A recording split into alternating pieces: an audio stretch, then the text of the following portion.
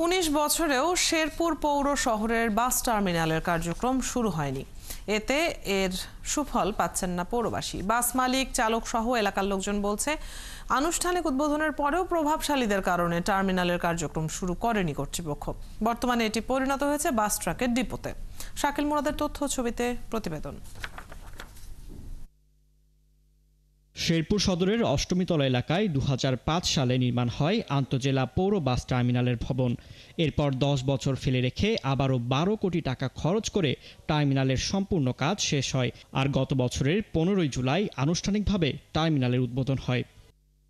কিন্তু টার্মিনালের কার্যক্রম শুরু হয়নি 19 বছরেও। বাস মালিক ও শ্রমিকদের অভিযোগ, নবীনগর ও গৌরীপুরে ব্যক্তিগত মালিকানায় গড়ে ওঠা টার্মিনালগুলো প্রভাব ফেলছে নবনির্মিত এই টার্মিনাল চালু হওয়ার ক্ষেত্রে। জার্জির বাসার সামনে তো গাড়ি নিয়ে চালাইতেছে তাদের ইচ্ছা মতন। এটা কেউ নজরই দেয় না, এদিকে কেউরই নজর নাই। কোনো স্টেশনের কোনো খবর নাই।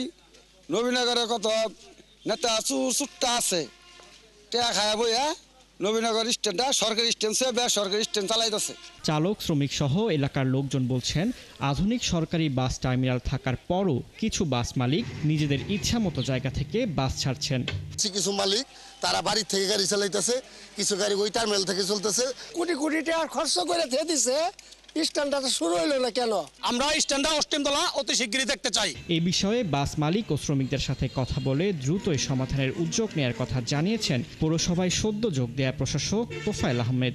দীর্ঘদিন একটা সমস্যা, এই সমস্যা আমরা যেহেতু দায়িত্ব নিয়েছি অল্প কিছুদিন হলো, সেটা আসলে সকল পক্ষের সাথে কথা বলতে হবে আমাকে, এবং সেই বিষয়ে আমাদের পৌরসভার লোকজন, কাউন্সিলর যারা আছেন এবং জেলা প্রশাসনের সাথে কথা বলে এটা যেভাবে এগিয়ে নেওয়া সম্ভব সেটা আমরা করার চেষ্টা করছি।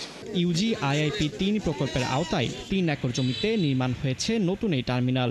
7,600 বর্গফুট আয়তনের টার্মিনালটি নির্মাণের তৃতীয় ধাপে ব্যয় হয়েছে প্রায় 12 কোটি টাকা। আর এটি ব্যবহার উপযোগী করতে বাইপাস সড়ক নির্মাণে আরও ব্যয় হয়েছে প্রায় 50 কোটি টাকা। ফারদিন নীরব, 71।